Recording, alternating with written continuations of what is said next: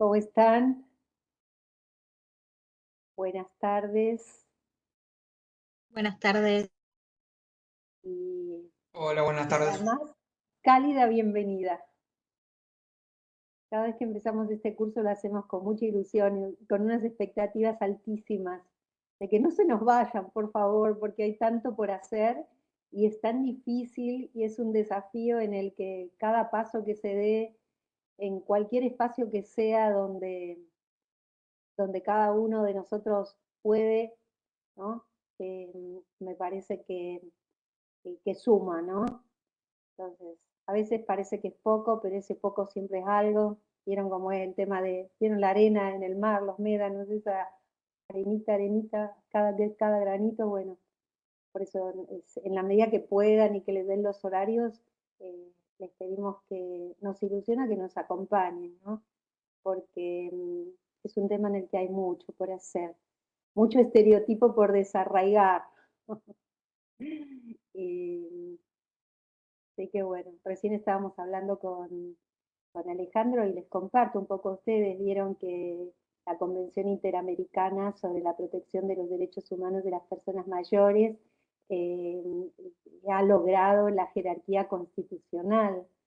Entonces, esto nosotros cuando se logra algo así, nos alegramos porque facilita nuestra tarea, facilita la toma de decisiones, facilita además, suma para la fundamentación de una sentencia cuando se violan derechos humanos de las personas mayores.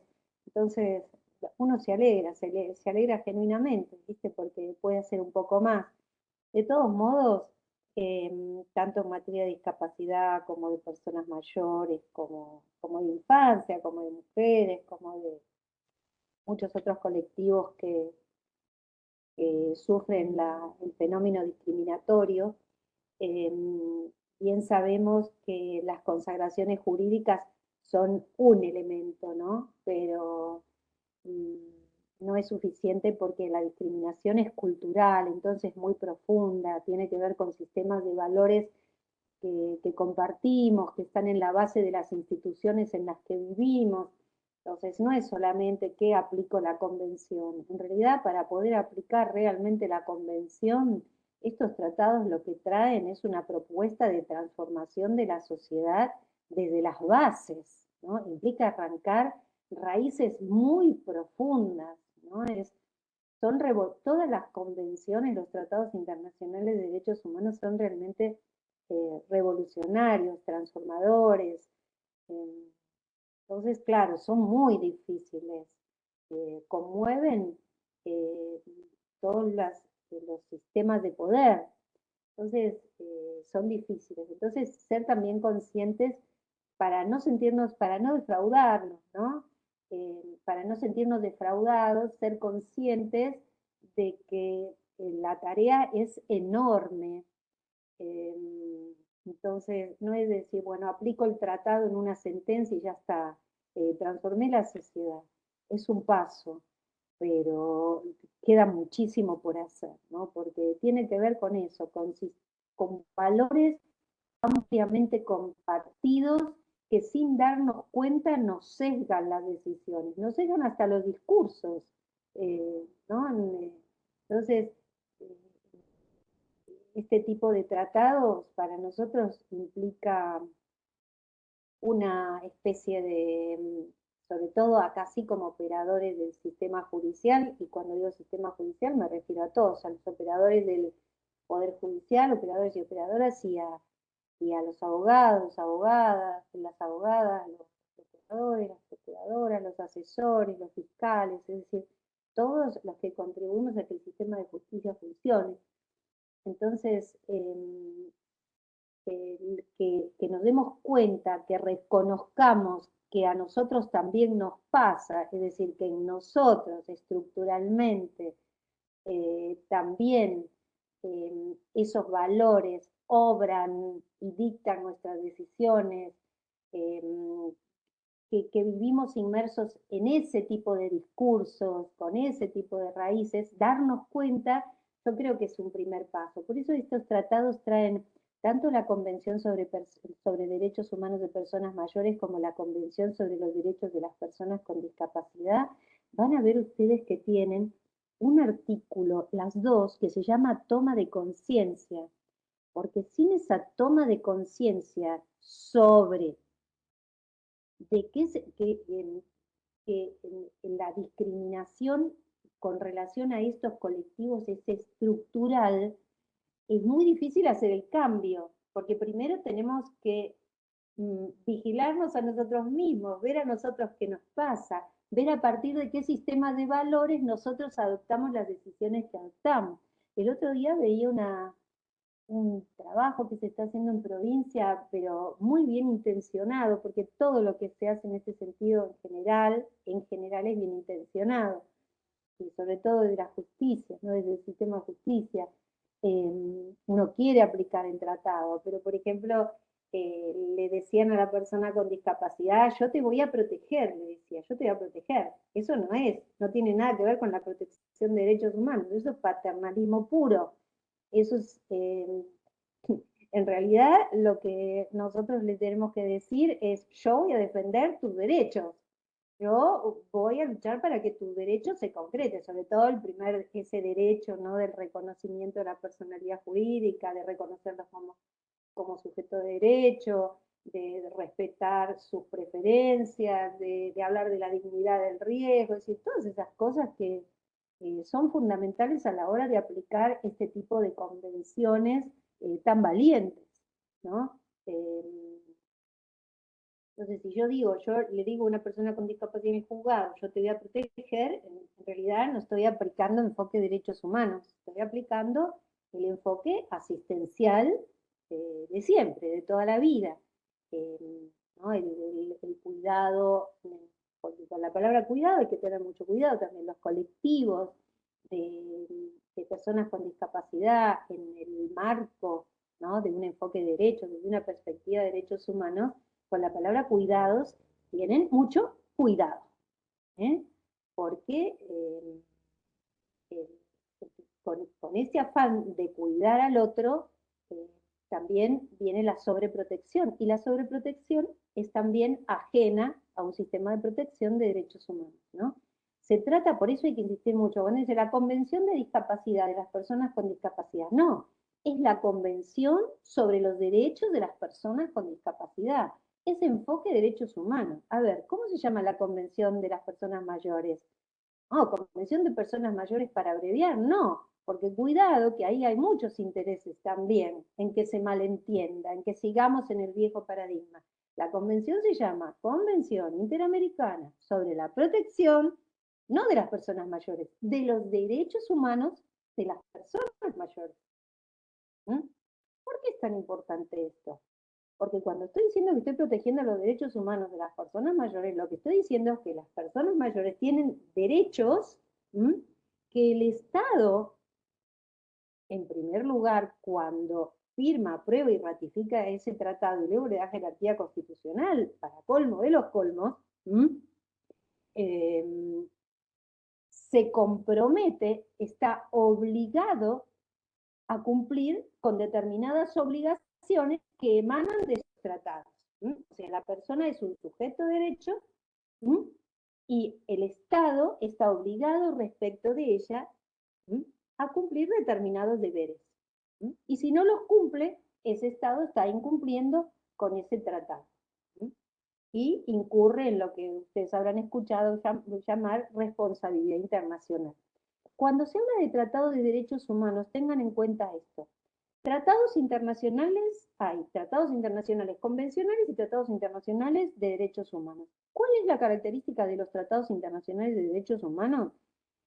Que en realidad no son tratados que firman solamente y que rigen las relaciones entre los estados, no, son tratados que cada vez que el Estado firma, aprueba y ratifica uno de esos tratados, se está obligando con las personas que viven en su territorio, que son los titulares de los derechos consagrados en esos tratados. No sé si logré expresarme bien, ¿no? Hay tratados internacionales en que los estados se comprometen entre ellos, pero no rigen internamente. Los tratados internacionales de derechos humanos son compromisos que hacen los estados de internamente cumplir con determinadas obligaciones con relación a las personas con discapacidad o a las personas mayores o a niños y niñas o a mujeres o a indígenas o a migrantes. Es decir, es como que cada tratado internacional de derechos humanos que el Estado firma, aprueba y ratifica engrosa, si ustedes quieren, esa coraza de protección que tienen que tratamos de construir sobre todo para aquellas personas que están en situación de vulnerabilidad y que son precisamente aquellas a las que se refieren todos estos últimos tratados que ustedes conocen después de los generales. Vieron que primero había los tratados de derechos humanos eran genéricos. Hablábamos del Pacto Internacional de Derechos Civiles y Políticos, del Pacto Internacional de Derechos Económicos, Sociales y Culturales, con jerarquía constitucional ambos, la Convención Americana de Derechos Humanos. Es decir, eran tratados que se sobreentendía que eran, vieron que decimos, universales para todo el mundo. ¿Cuál fue el problema? Que nos dimos cuenta que en realidad no eran para todo el mundo, porque muchísima gente se quedaba fuera del goce efectivo de todos esos derechos consagrados en los tratados. ¿Quiénes? Las mujeres, las niñas, las adolescentes, los migrantes, las personas con discapacidad, las personas mayores, es decir, toda una serie de colectivos que son aquellos colectivos que están precisamente en situación de vulnerabilidad, que padecen los sistemas de discriminación que no vemos porque al ser estructurales nos habitan, ¿no? A cada uno de nosotros nos habitan.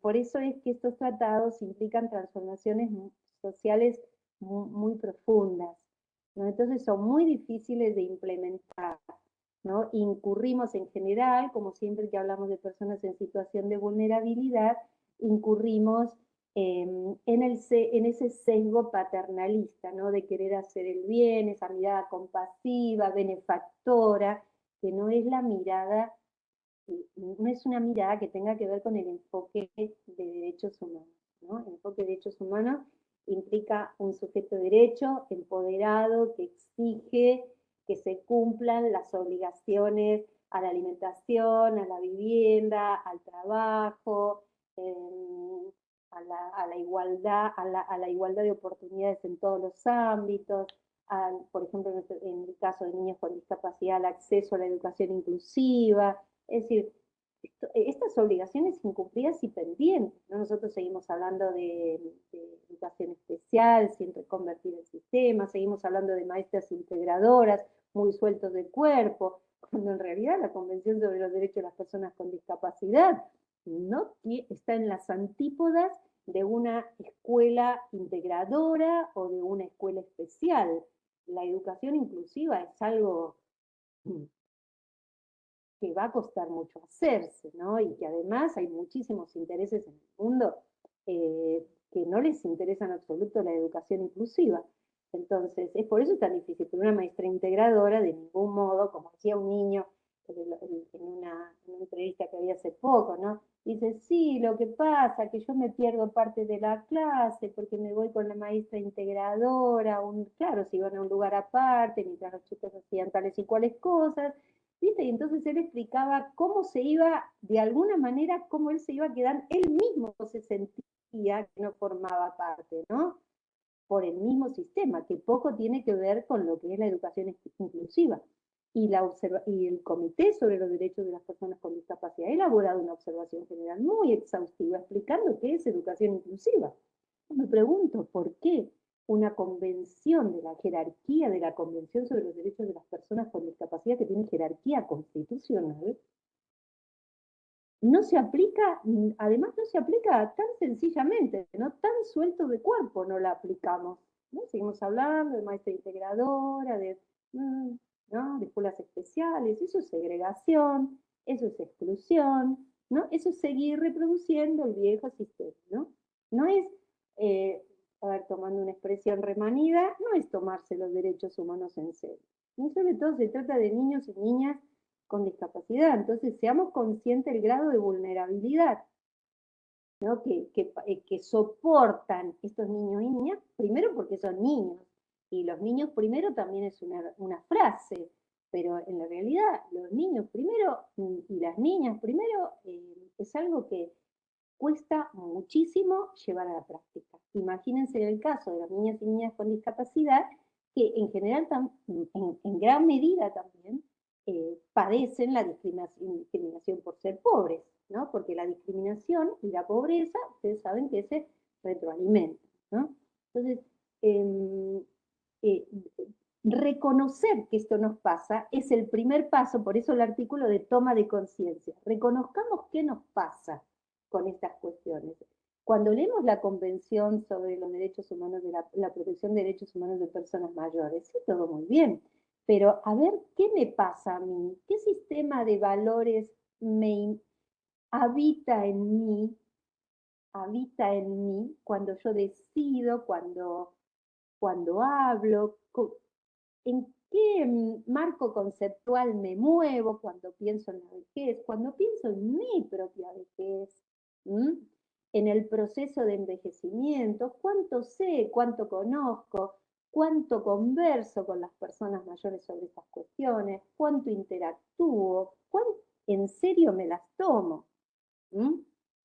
Eh, y cuánto sé sobre todo, porque para aplicar estas convenciones también hay que ser consciente que no es suficiente conocer eh, eh, el derecho, ¿no? Es un ámbito interdisciplinario. En los ámbitos interdisciplinares tenemos que conversar con otras disciplinas y eso implica una formación para los juristas diversa, ¿no? Es un plus, ¿no? El tener equipos técnicos en los juzgados ha sido un paso que espero que no retrocedamos en él, porque de vez en cuando aparecen esos proyectos de que todos los equipos técnicos pasen a formar parte de la pericial.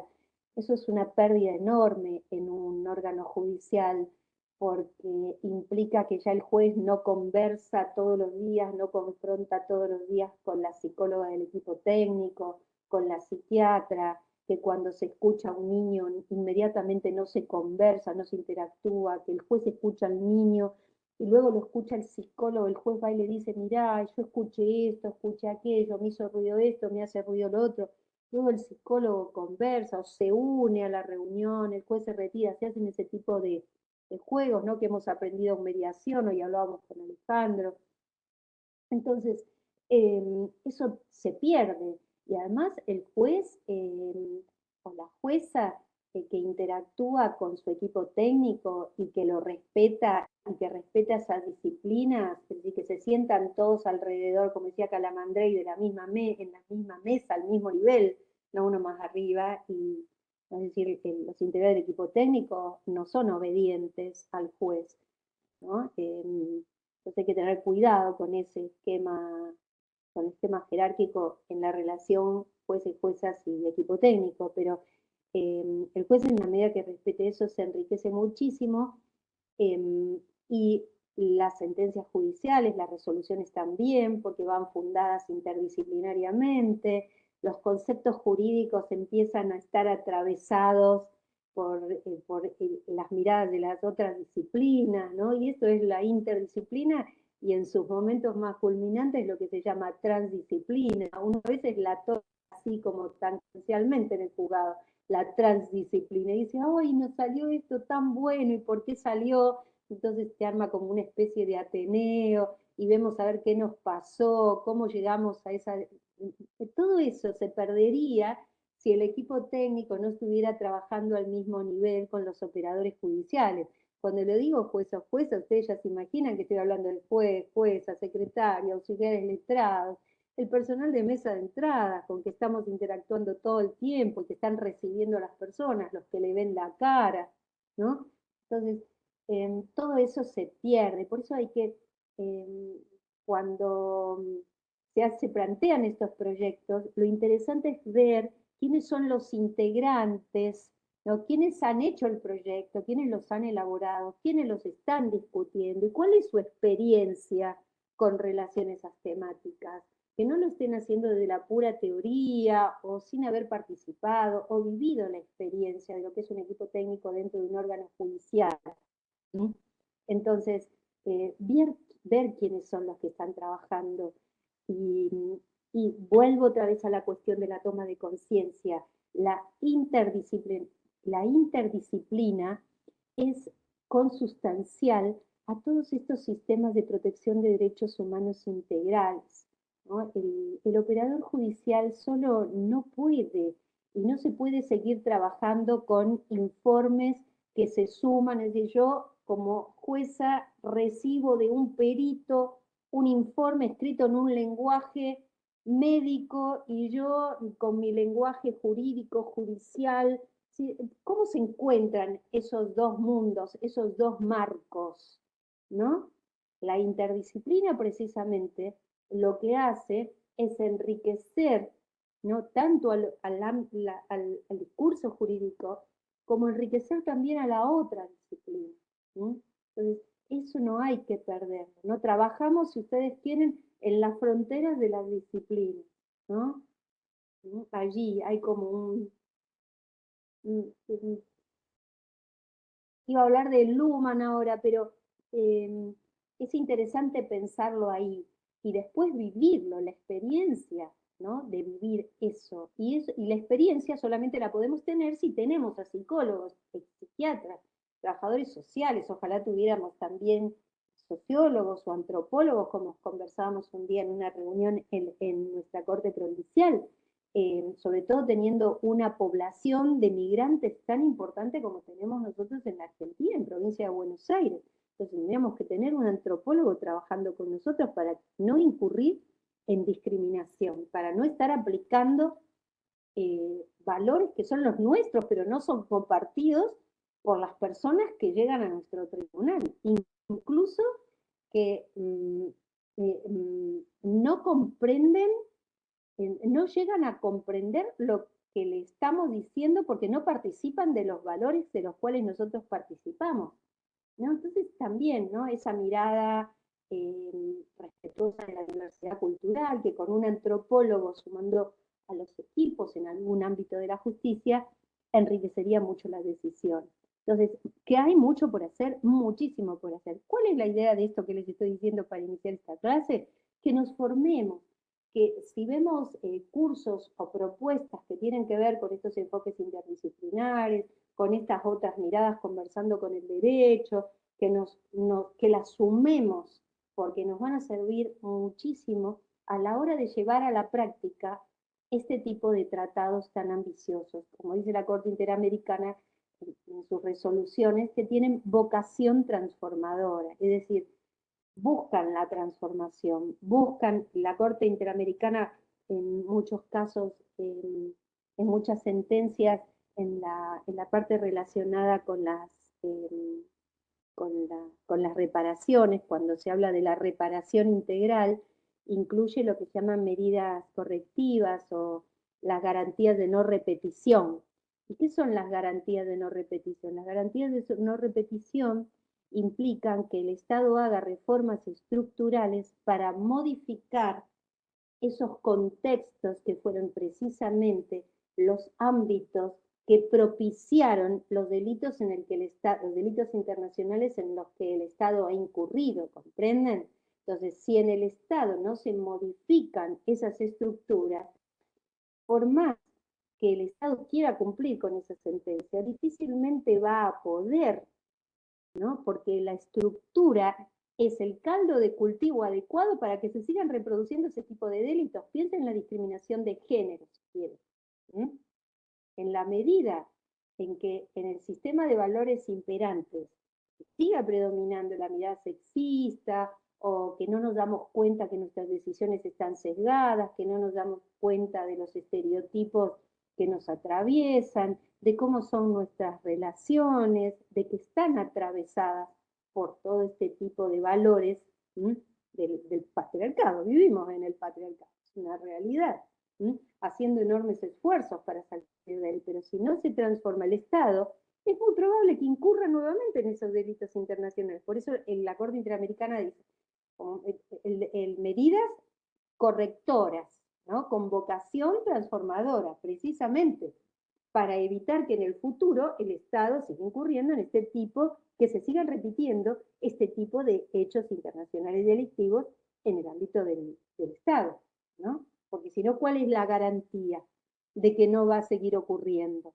¿Cuál es la garantía de que no van a seguir matando mujeres? ¿Cuál es la garantía de que no se van a seguir escuchando los niños conforme propone la observación general 12, conforme propone la Corte Interamericana cada vez que dicta una sentencia, si la sociedad sigue siendo adultocéntrica, si no se toma en serio el discurso de niñas y niños?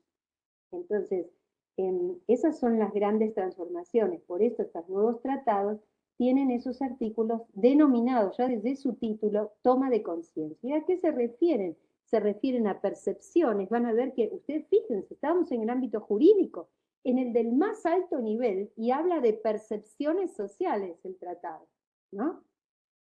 Percepciones positivas, percepciones negativas, un cambio de las percepciones. ¿Sí? Habla de estereotipos, ¿sí? En la letra del tratado, estereotipos nocivos, ¿no? No todos los estereotipos son discriminatorios, ¿no?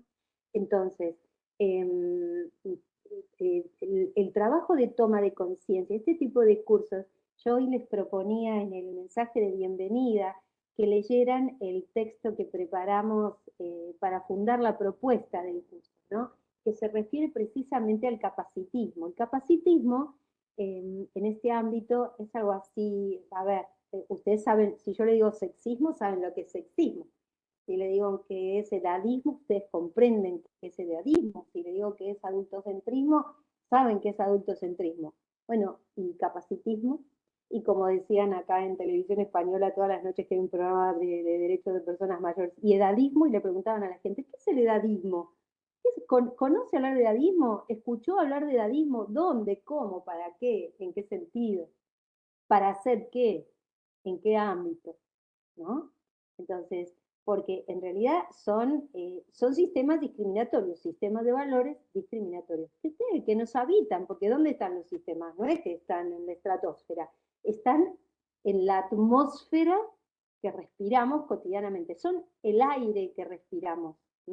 Uno dice en el pez en el agua, sí, nos movemos como pez en el agua, en un sistema patriarcal, en un sistema adultocéntrico, en un sistema edadista, en un sistema, ¿no? Porque también, otra de las cosas en las que no debemos, otro de los errores en los que no debemos incurrir es pensar todo esto como superpuesto, ¿no? Porque ustedes fíjense que cuando se encuentran con la persona de carne y hueso, no es que viene partida, ¿no? Que en este trozo la discriminan por género, en este trozo la discriminan por persona mayor y en este trozo la discriminan por migrante.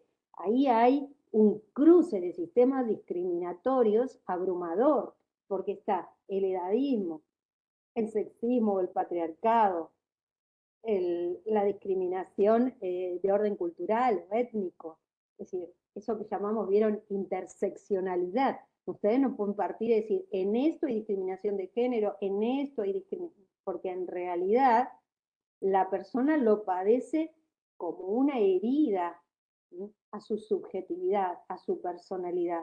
¿Sí?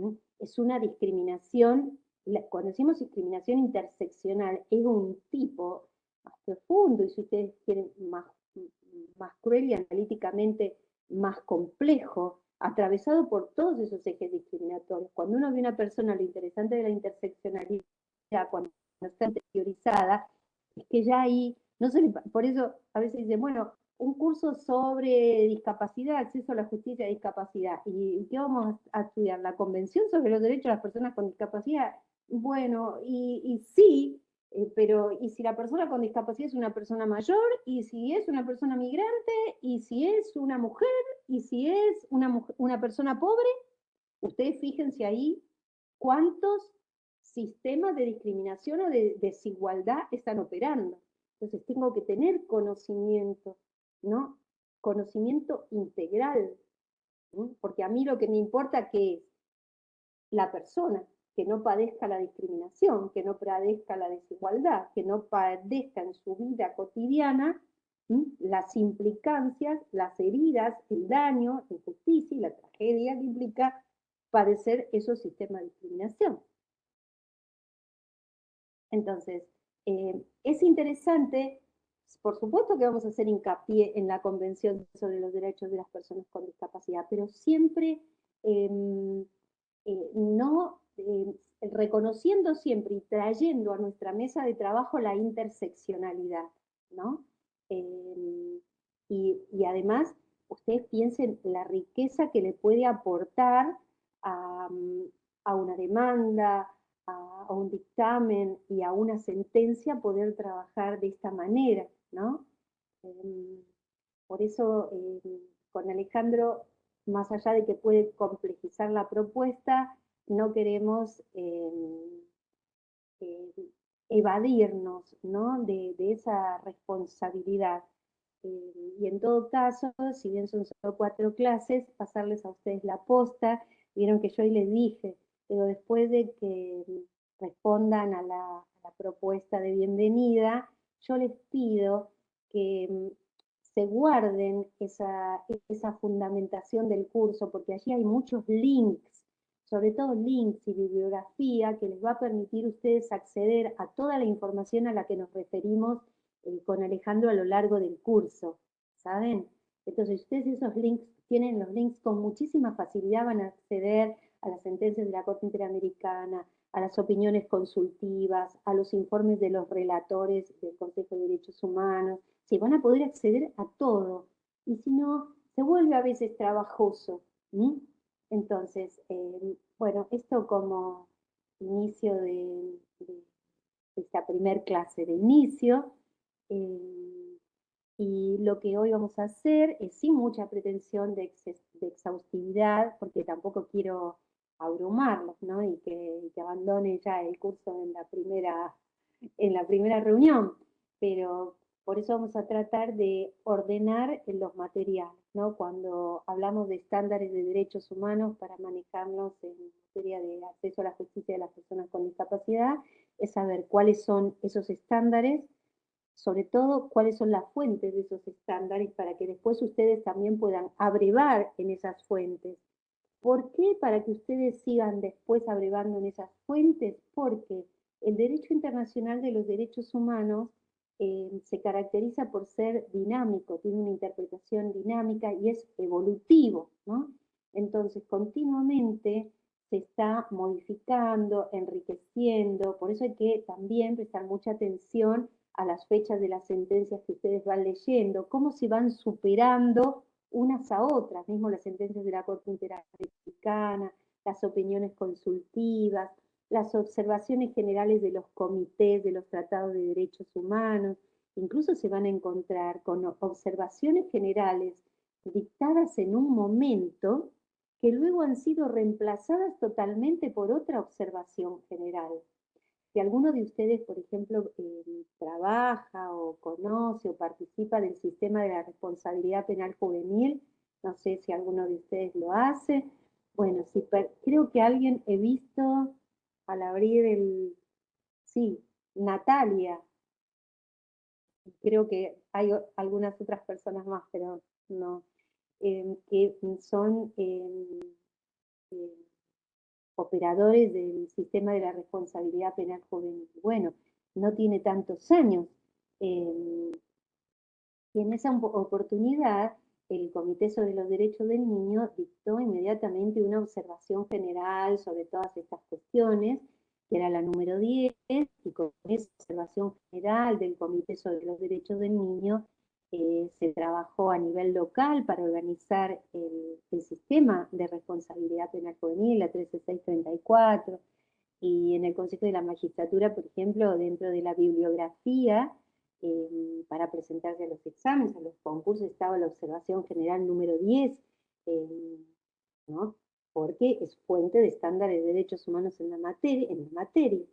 Sin embargo, pasaron unos años y esa observación general del Comité sobre los Derechos del Niño ha sido superada y ha sido reemplazada por otra observación general, ¿no?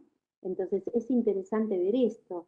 El comité incorporó elementos nuevos, superó interpretaciones a partir de la experiencia que fue recogiendo en cómo los estados iban aplicando e interpretando el articulado de la Convención sobre los Derechos del Niño, fue haciendo modificaciones que finalmente significaron desplazar una observación general y reemplazarla por otra.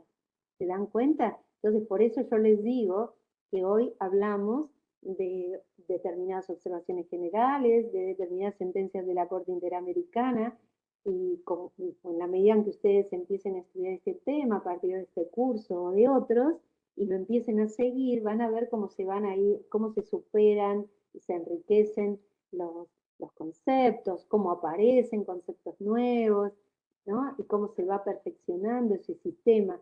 Entonces, los links precisamente apuntan a eso, ¿no? A que ustedes puedan seguir el tema a lo largo del tiempo. Porque al fin y al cabo lo que se está buscando con estos enormes obstáculos a la implementación de tratados que tienen tan alta jerarquía, ¿no? Y sin embargo cuesta implementarlos, siempre se está buscando la manera, ¿no? de cómo puedo avanzar más, es decir, somos como estrategas, ¿no?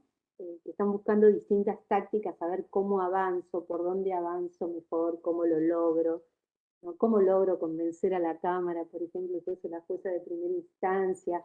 ¿Cómo argumento para convencerle que me diga sí? Veo ya con una sentencia de Cámara, ¿no? Y ni les cuento cómo uno trata de fortalecer la argumentación para que llegue a corte y la corte le diga sí, ¿no? Porque después la gente en los cursos estudian las sentencias y es mucho más fácil, ¿no? Cuanto más alto es el nivel del, del, del órgano que dicta la resolución, consagrando este tipo de respuestas transformadoras en el sentido de respetando los tratados, ¿no? Uno siente como que ha dado un paso, lo que no implica que no se pueda retroceder. Ustedes vieron, hay jurisprudencia con la que se avanza, que ya avanzamos 3, bueno, pero si retrocedemos 1, avanzamos 3, tenemos 2, y es así, ¿no? La lucha es así. El tema es que no retrocedamos 4 si avanzamos 3, pero bueno, por eso es que estudiamos con la mayor profundidad posible los estándares, pero siempre pensando en esta abertura. Y tomando conciencia de que estamos habitados por sistemas de valores que todavía son los que sostienen los sistemas discriminatorios en los cuales nos movemos. Bueno, entonces les decía que le quiero dar, Alejandro va a trabajar con ustedes 45 minutos. Entonces, en primer lugar, a ver, vamos a ordenarnos para luego en las siguientes reuniones, cuando yo hable de una observación general, ustedes ya se den cuenta de qué hablo, de quiénes son los que dictan observaciones generales. Cuando yo digo opinión consultiva, ustedes ya se den cuenta al toque de quién es el que elabora, quiénes elaboran las opiniones consultivas, quiénes son los relatores. Bueno, vamos a ir viendo eso, ¿no? Hoy, sobre todo, a ver si logramos hacer un esquema, sería como un cuadro. En primer lugar, bueno, a ver, veamos, fuentes, ¿de dónde surgen estos estándares? En primer lugar, de los tratados, los estándares de derechos humanos. En primer lugar, la fuente principal son los tratados de derechos humanos. ¿Qué tratado de derechos humanos en el caso de Argentina? Bueno, Argentina participa de dos sistemas de protección de derechos humanos. El sistema de protección internacional de Naciones Unidas, de la ONU, y el sistema de protección interamericano, regional, de la OEA, ¿no? En ambos sistemas, en el universal y en el regional interamericano, se elaboran tratados de derechos humanos, que es lo que a nosotros nos importa. Nuestro país forma parte de la ONU, es decir, está afiliado, entre comillas, al Club de la ONU y también está afiliado al Club de la OEA, y como el resto de los países que están afiliados, entre comillas, lo de afiliados, porque bien podría desafiliarse si lo decidiera, ¿no? O podrían desafiliarlo también. Ustedes vieron la lucha por el reconocimiento de los estados, piensen en Palestina, ¿no? De ser reconocidos en estos ámbitos como estados. Entonces, Argentina, en ejercicio de su soberanía, forma parte de la ONU, forma parte de la OEA. Y también en ejercicio de su soberanía, participa en la elaboración de tratados de derechos humanos en ambos ámbitos, ¿no? Entonces, luego de elaborados esos tratados de derechos humanos, los estados se reúnen, ¿no?, en la Asamblea General, tanto de la ONU como de la OEA, y los firman. ¿Mm? ¿Es suficiente con la firma de un tratado para que rija el Estado? No es suficiente. Es necesario que una ley que apruebe ese tratado. Es decir, hablando coloquialmente, que el Estado se traiga ese tratado firmando en la ONU y firmado en la OEA, se lo traiga al Congreso y el Congreso dicte una ley que es ley de aprobación. Cuidado, no es ley de ratificación. La ley aprueba el tratado. ¿Mm? En este caso, aprueba el Tratado de Derechos Humanos. Todos los tratados de derechos humanos que nosotros conocemos en Argentina, nuestros, de los que forman parte de nuestro ordenamiento jurídico, han sido firmados en el ámbito internacional, tanto en la ONU como en la OEA, y dependiendo de qué sistema sea el tratado, y luego hay una ley, desde ustedes que van a encontrar la ley de aprobación del tratado, ¿no?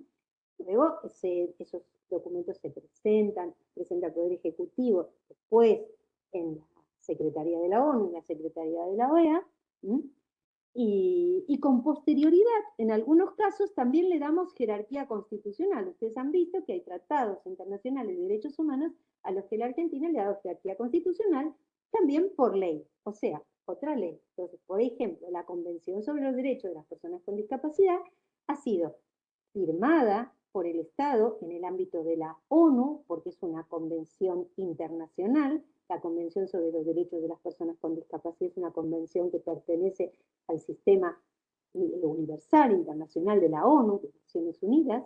¿No? Ha sido firmado, luego la convención se firmó en diciembre de 2006. Argentina la aprobó en el año 2008, por junio. La aprobó en el 2008. Y luego le dio jerarquía constitucional, o sea que tiene la firma más la ley de aprobación más la ley que le otorgó la jerarquía constitucional. Lo mismo pasa, vean ahora un ejemplo en el ámbito regional. La Convención sobre la Protección de Derechos Humanos de Personas Mayores es interamericana, o sea, es de la ONU, es de la OEA. Se elaboró en el ámbito regional interamericano. ¿Mm? Y también esa convención la firmamos en ese ámbito, la aprobamos mediante una ley, completamos el proceso de ratificación y luego, ahora recientemente, mediante otra ley, le reconocimos la jerarquía constitucional. ¿Comprenden? ¿Por qué mediante ley le reconocemos la jerarquía constitucional? Porque cuando se reformó la Constitución Nacional en el año 94, ustedes recuerdan el artículo 75, inciso 22. Cuando se hizo esa reforma, en ese artículo se le reconoció, se le otorgó jerarquía constitucional a toda una serie de tratados internacionales de derechos humanos. En ese momento se le otorgó jerarquía constitucional a la Convención Americana de Derechos Humanos o Pacto de San José de Costa Rica, que es de la OEA. Se le otorgó jerarquía constitucional en la misma Constitución a la Convención sobre los Derechos del Niño, que se hizo en la ONU, o sea, es internacional. Se le otorgó jerarquía constitucional a la Convención para eliminar todas las formas de discriminación contra la mujer, a la CEDAW, que es de la ONU. Se le otorgó jerarquía constitucional al Pacto Internacional de Derechos Civiles y Políticos, que es de la ONU. Se le reconoció jerarquía constitucional, se le otorgó jerarquía constitucional al Pacto Internacional de Derechos Económicos, Sociales y Culturales, que es de la ONU, entre otros. ¿Comprenden? ¿Y qué dice el artículo 75, inciso 22? Que el resto, porque a ver, estábamos en el año 94, ya estábamos pensando que en el futuro iba a haber otros tratados internacionales de derechos humanos a los que les íbamos a reconocer la jerarquía constitucional. ¿Y cómo lo íbamos a hacer? El 75, inciso 22 de la Constitución lo dice, mediante una ley con mayorías especiales. O sea que son unas mayorías diferentes las que le otorgan jerarquía constitucional al Tratado Internacional de Derechos Humanos que, por ejemplo, las mayorías requeridas para sancionar el Código Civil y Comercial de la Nación. el Código Penal. ¿Se comprende? ¿Mm? Son los 2/3 de las dos cámaras, ¿sí? Entonces, a ver, para que un tratado forme parte de nuestro ordenamiento jurídico, requiere esto: la firma, la ley de aprobación, la ratificación y, en algunos casos, el Estado, el Estado argentino, le otorga jerarquía constitucional a algunos tratados. De todos modos, otro tratado muy importante que tienen que tener en cuenta es la Convención de Viena sobre el Derecho de los Tratados del año 69, que es donde dice cómo se aplica un tratado, cómo se interpreta un tratado, porque un tratado no se interpreta de cualquier manera, se interpreta conforme dice el artículo, por ejemplo, el 31 de la Convención de Viena sobre el Derecho de los Tratados, 31-32. El artículo 27, por ejemplo, dice que, a ver, las obligaciones que asumen los estados cuando ratifican un tratado de derechos humanos, cuando aprueban un tratado y ratifican un tratado de derechos humanos, ¿qué implica? Que luego no habrá de invocar su derecho interno para no aplicar el tratado. ¿Comprenden? No se puede invocar el derecho interno para incumplir un tratado que el Estado ha ratificado. ¿Sí? Y las obligaciones que surgen de esos tratados, ¿cómo se cumplen? De buena fe. ¿Recuerdan el artículo 27 de la Convención de Viena? Entonces, este artículo también es muy importante. No se puede invocar el derecho interno para desaplicar, para incumplir un tratado, en nuestro caso, un tratado internacional de derechos humanos que ha sido ratificado por el Estado. Artículo 27 de la Convención de Viena. ¿No? Entonces, las principales fuentes de estándares de derechos humanos son los tratados internacionales de derechos humanos, tanto de la ONU como del sistema interamericano, regional interamericano, la OEA. Entonces, van a ver ustedes cuando vean un tratado internacional de derechos humanos, fíjense si es interamericano o si es de la ONU. ¿Por qué?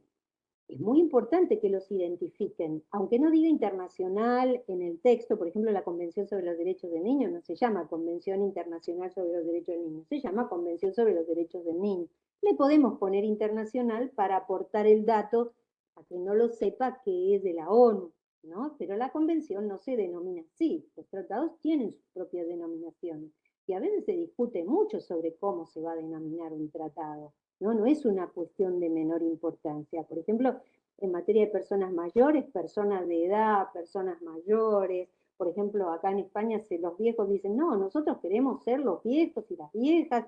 ¿Qué es esto de la tercera? Bueno, lo de la tercera edad ya está totalmente superado, ¿no? Pero de mayores, de personas mayores, y como que la gente tiene una cierta rebeldía eh, con estos nombres que se adoptan sin que mayoritariamente las personas mayores hayan estado participando en esa discusión. Pero bueno, lo que yo quiero decirle con esta anécdota, lo que quiero transmitirle es que eh, cada palabra del nombre del tratado se piensa, se discute mucho, ¿no? Por eso la palabra convención no es la convención del niño, es la convención sobre los derechos del niño. El niño como sujeto de derecho, pucha que ha costado y que sigue costando, como para que yo no la llame convención sobre los derechos del niño.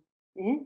Personas mayores son tutelados, negados, silenciados, desplazados, segregados en todo sentido, las personas mayores, y ahora que tengo un tratado que se llama Convención sobre la Protección de los Derechos Humanos de las Personas Mayores, voy a llamar ese tratado Convención de la Protección de las Personas Mayores.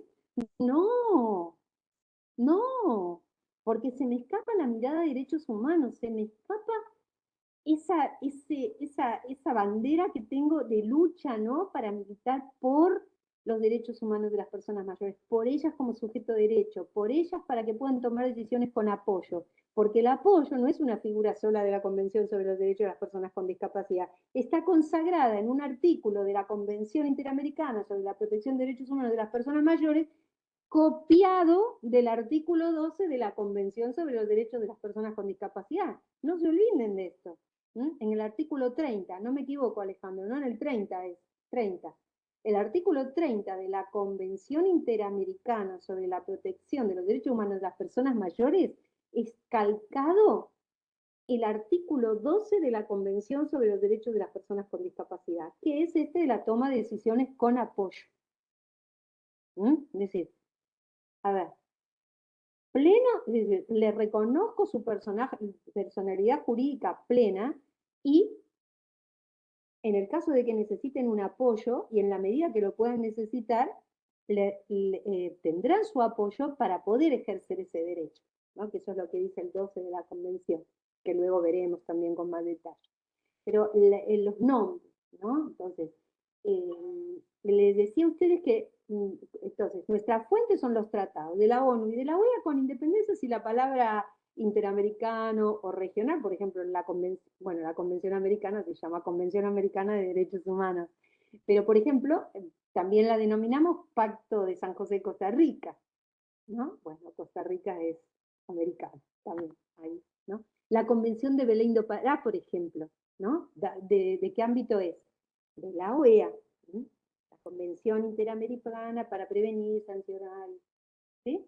Para prevenir y sancionar todas las formas de violencia, todos los tipos, ¿no? de formas de violencia contra las mujeres. La Convención de Belém do Pará también pertenece al sistema interamericano de la OEA. Ahora, ¿por qué importa que las distingamos? Porque estos tratados tienen órganos que las interpretan, órganos que supervisan y acompañan a los estados para que puedan aplicarlas adecuadamente sin desnaturalizarlas y no incurran en responsabilidad internacional. Órganos que reciben denuncias de los particulares cuando el Estado no cumple las obligaciones que ha asumido respecto de ellos.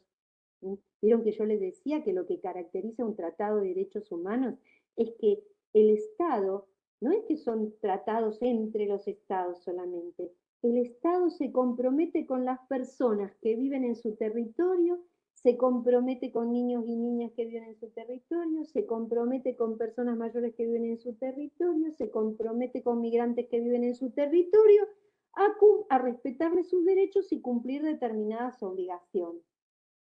Si no los cumple,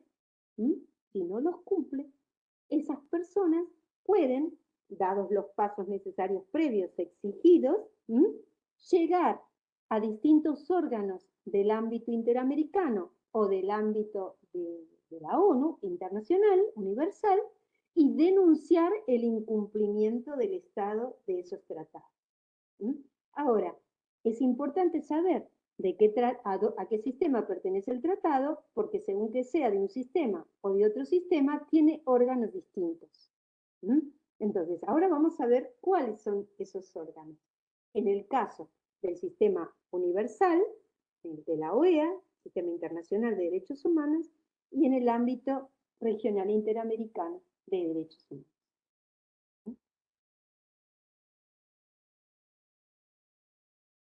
Vamos a empezar entonces por el internacional, ya que la Convención sobre los Derechos de las Personas con Discapacidad, la última, es de la ONU, vamos a empezar con ella.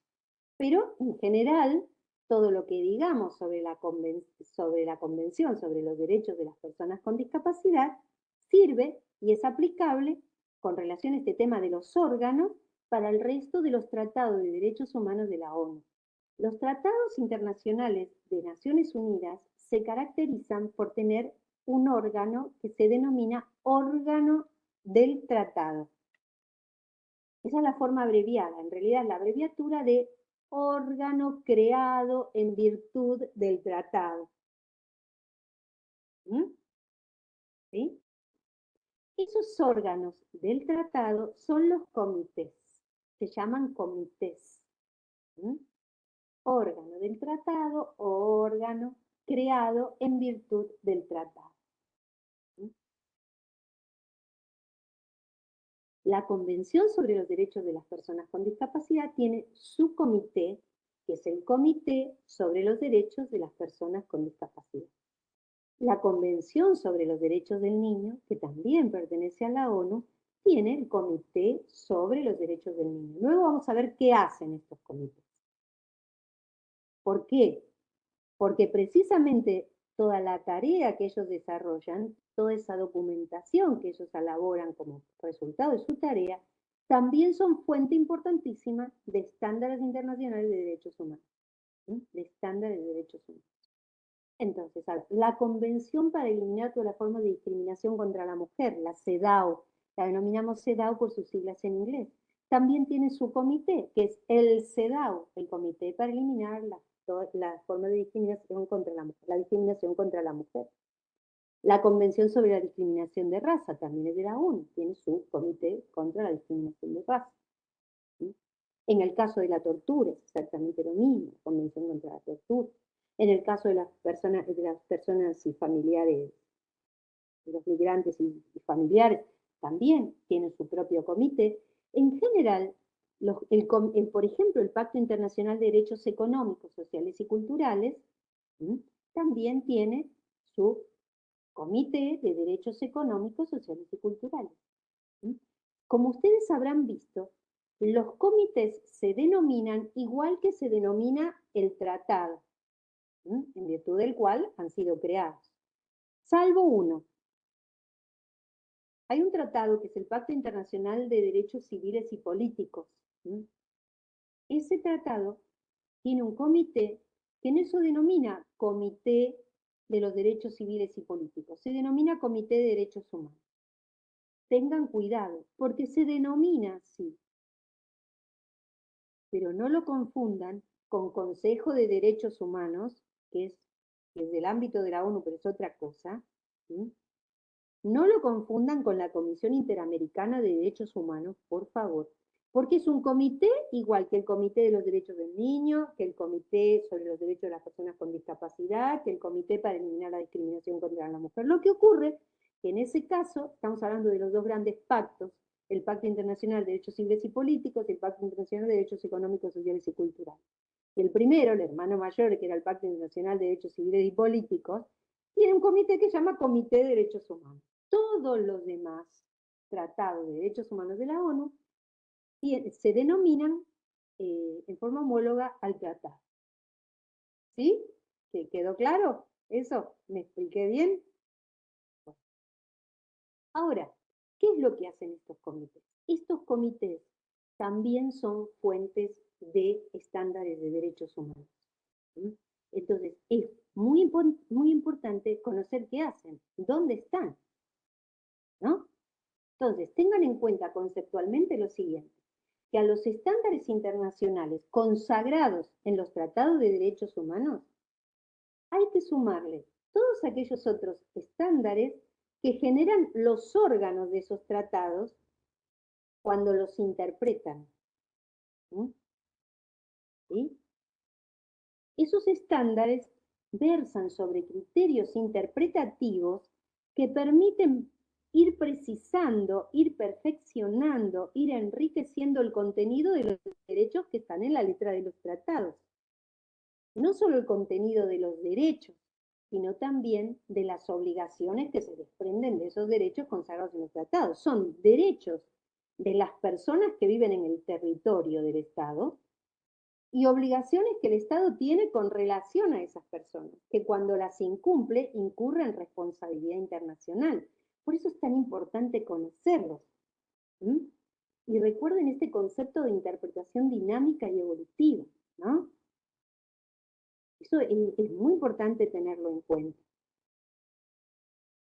Entonces, a ver, Argentina forma parte de los sistemas de protección de derechos humanos. Por lo tanto, nosotros en nuestro ordenamiento jurídico debemos conocer los tratados internacionales de derechos humanos elaborados en la ONU, que son los internacionales, y los elaborados en la OEA, que son los del Sistema Regional de Derechos Humanos Interamericano. Una vez firmados, aprobados y ratificados, estos tratados implican que el Estado debe cumplir de buena fe esos tratados, ¿no? Es decir, las obligaciones que asumió con las personas que viven en su territorio por haber firmado, aprobado y ratificado sus tratados. ¿Y esto qué implica, como dice el 27 de la Convención de Viena? No va a poder invocar su derecho interno para incumplir un tratado. Recuerden, los tratados se aplican y se interpretan conforme a la Convención de Viena del Derecho de los Tratados del año 69. ¿No? La Corte Interamericana ha dicho en repetidas oportunidades en sus sentencias que según el derecho internacional, Las obligaciones que éste impone deben ser cumplidas de buena fe y no puede invocarse para su incumplimiento el derecho interno, ¿no? Y esta regla está codificada en el artículo 27 de la Convención de Viena sobre el Derecho de los Tratados del año 61. ¿Mm? Recuerden también esta diferencia entre los tratados internacionales convencionales y los tratados internacionales de derechos humanos, ¿no? A diferencia del derecho internacional público clásico, el derecho internacional de los derechos humanos no rige exclusivamente la relación entre los estados, sino dentro de los estados, ¿no? Cuando el Estado ratifica un tratado de estas características, asume toda una serie de obligaciones respecto de las personas que viven en su territorio. ¿Ah? ¿Y dónde están desarrolladas, interpretadas, ¿no? En este sentido dinámico y evolutivo, el contenido de estos derechos y de estas obligaciones? En primer lugar en los tratados y luego en los documentos que van elaborando los órganos de los tratados. Y ya sabemos, ya hemos dado un primer paso, que los tratados internacionales de derechos humanos de la ONU tienen órganos que se denominan comités. Cada tratado internacional de derechos humanos de la ONU tiene su comité, que se denomina igual que el tratado, salvo el comité del Pacto Internacional de Derechos Civiles y Políticos, que se denomina Comité de Derechos Humanos. ¿No?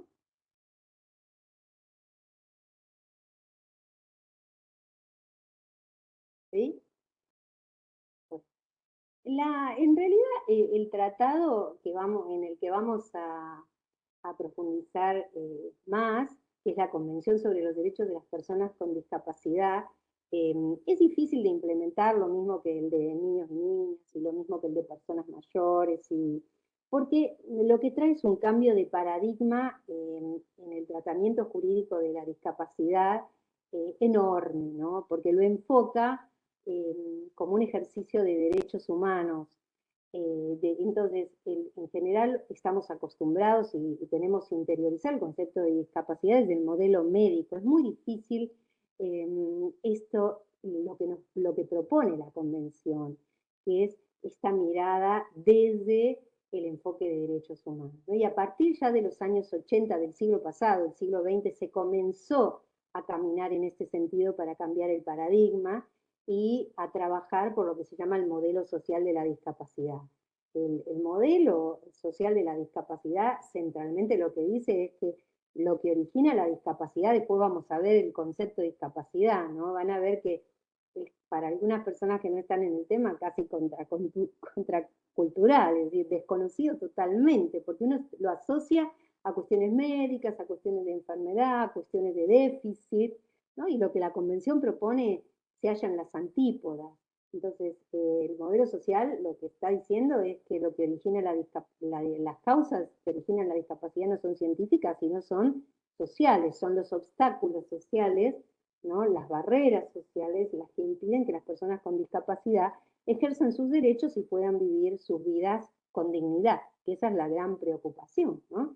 Que viven segregados, apartados, discriminados, ninguneados, silenciados, desconocidos, porque su voz no se respeta, entonces no los conocemos, hablamos de ellos sin saber lo que les pasa porque no los hemos escuchado, ¿no? Esto de escuchar al niño, escuchar a la niña, escuchar a las personas con discapacidad, descalificamos sus palabras, la desvalorizamos, entonces es por eso que es tan difícil aplicar este tratado, porque hay que hacer transformaciones muy profundas de orden cultural, estructural. Entonces, sigamos con nuestros comités. Entonces, dijimos que a los estándares que surgen directamente en la letra de los tratados hay que sumarle los estándares que van generando los órganos de los tratados cuando los interpretan, ¿no? ¿Y qué interpretan? Interpretan, a ver, en la interpretación van precisando el contenido de los derechos que surgen. Pero el derecho del niño a ser escuchado, el derecho del niño a ser escuchado. Piensen en la observación general 2, en los desarrollos que ha tenido en este tema de cómo escuchar al niño y a la niña y al adolescente. Incluso hay observaciones generales para niños, en la observación general 7 del comité es para niños la primera infancia, luego hay observaciones generales para los adolescentes, ¿no? Es decir, son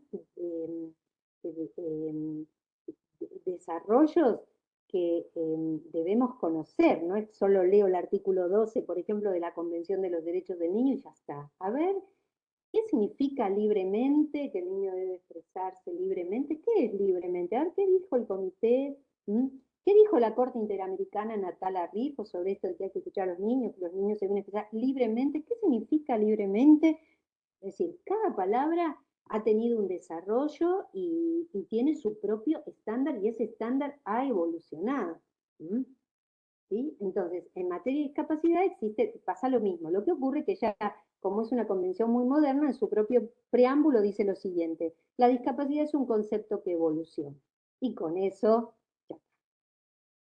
O sea que hoy estamos hablando de esta concepción de la discapacidad, lo que no implica que en el futuro estemos hablando y superando porque hemos logrado un concepto que nos permite liberar en alguna medida el potencial de las personas con discapacidad en mayor medida de que lo hemos logrado hoy con esta definición que lo sigue manteniendo en la jaula de cristal, por ejemplo, ¿no?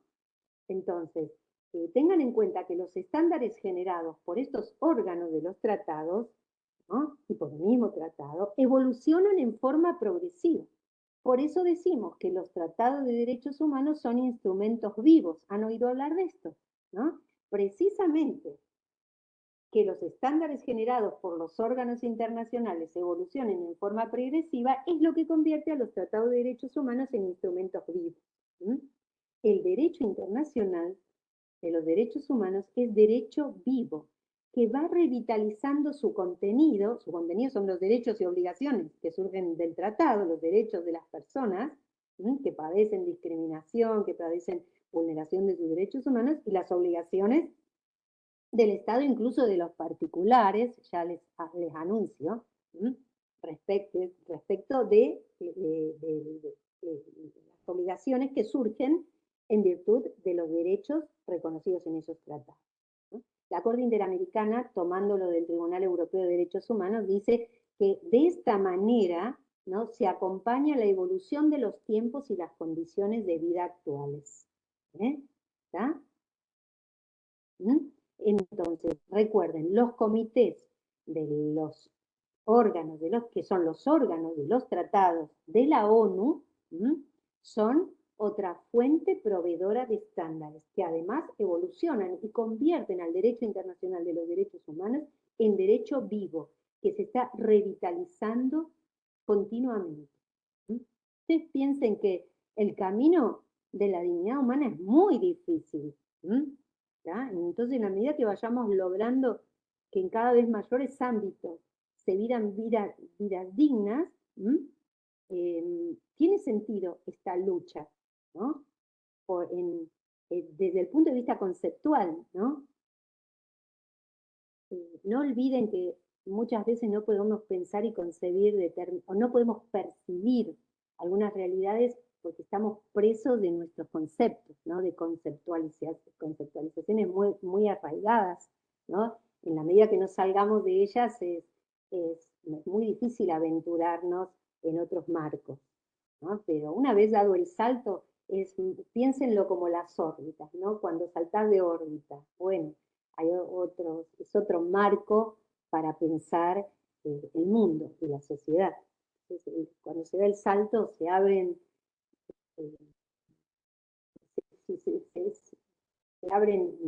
posibilidades para crear, para modificar instituciones que desde otra órbita ni siquiera se ven como posibles, ¿no?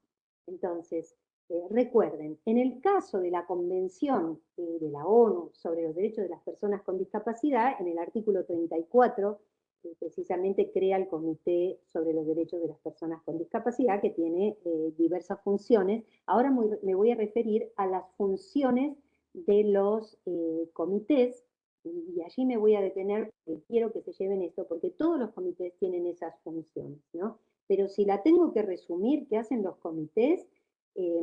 trabajan emitiendo documentos que garanticen la aplicación de los derechos humanos consagrados en la convención que ellos interpretan. ¿Está? Entonces, a ver, ¿qué hacen los comités? Básicamente, todos los comités cumplen básicamente 3 funciones. La primera función es interpretar, vamos a empezar por esa, por la interpretación, a la que ya nos hemos referido. 3 funciones. A ver, en términos generales, el verbo es supervisar la primera, interpretar la primera, supervisar la segunda y recibir denuncias de particulares y recibir la tercera. Cuando interpreta, emite observaciones generales, que son para todos los estados, son interpretativas. Cuando supervisa a cada uno de los estados sobre cómo están cumpliendo con ese Tratado de Derechos Humanos que han ratificado y que los obliga, emite para cada estado un documento que se llama Observaciones Finales sobre Argentina, por ejemplo. Observaciones finales sobre España. Y esto lo hace en forma periódica, cada 4 años, cada 3 años. A veces le pone al país un plazo menor en una cuestión muy delicada, muy comprometida, grave. Dice, dentro de un año el Estado deberá presentar un informe. Entonces, los órganos de los tratados, ¿qué hacen? Interpretan la convención de la cual son órganos. Interpretan los derechos y las obligaciones que surgen de ese tratado. En el ejercicio de esa función emiten observaciones generales. Supervisan a los estados en el cumplimiento de la convención, en que vaya adecuando su legislación y sus prácticas al tratado, a los compromisos adoptados en el tratado. Y en el ejercicio de esa función emite observaciones finales, que son periódicas. No es que dicta una observación final para Argentina, que es la última. Dicta distintas observaciones finales. Luego ya vamos a profundizar un poquito más sobre esto. Y, en tercer lugar, recibe denuncias de particulares. En realidad, la terminología adecuada es recibe comunicaciones individuales, se llaman así, comunicaciones individuales. Son denuncias de los particulares entabladas directamente ante los comités. Y luego el comité dictamina. Hasta el momento actual, el Comité sobre los Derechos de las Personas con Discapacidad ha elaborado 8 observaciones generales. La observación general 1, que van a trabajar con Alejandro, muy importante, que es sobre el artículo 12 del año 2014, es el famoso de los apoyos, del igual reconocimiento como persona ante la ley, que yo les dije que la Convención sobre la Protección de los Derechos Humanos de las Personas Mayores tiene el mismo artículo en el artículo 30. Por eso, lo que aprendan y vean y lean acá, no se olviden que sirve para el artículo 30. De la otra convención, que, vean ustedes, es de la OEA, es interamericana, pero es posterior. ¿Sí? Pero a nosotros nos puede servir, porque el concepto de apoyo lo toma de la Convención Internacional sobre los Derechos de las Personas con Discapacidad.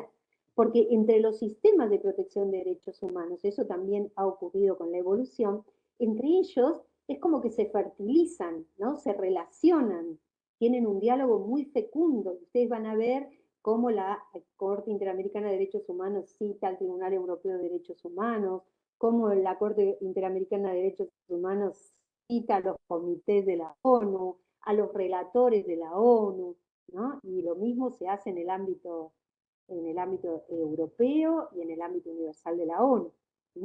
Entonces, hasta el día de hoy, el Comité sobre los Derechos de las Personas con Discapacidad ha elaborado 7 observaciones generales. La número 1 sobre el artículo 12.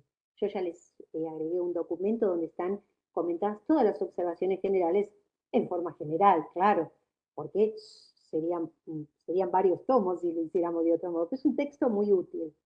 La observación general número 2 es sobre el artículo 9, sobre accesibilidad La observación general 3 es hermosa, del 2016, sobre las mujeres y las niñas con discapacidad.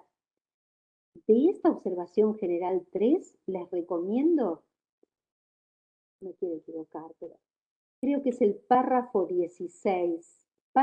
El inciso E, estoy muy segura, ¿no? Allí define discriminación estructural, y esa definición de discriminación estructural ha sido tomada en sentencias de la Corte Interamericana por algunos de los jueces en sus votos razonados, por eso se la menciono, porque es una definición de discriminación estructural muy interesante. Creo que es el párrafo 16, inciso E. Ustedes fíjense que tiene muchos incisos, define discriminación directa, discriminación indirecta, discriminación sistémica, discriminación estructural. Bueno, la observación general 4, esta es la que le mencioné el tema antes, del 2016, sobre el derecho a la educación inclusiva, porque hay un artículo en la Convención sobre los Derechos de las Personas con Discapacidad sobre el derecho a la educación inclusiva de los niños y niñas con discapacidad. Entonces, ¿qué es educación inclusiva?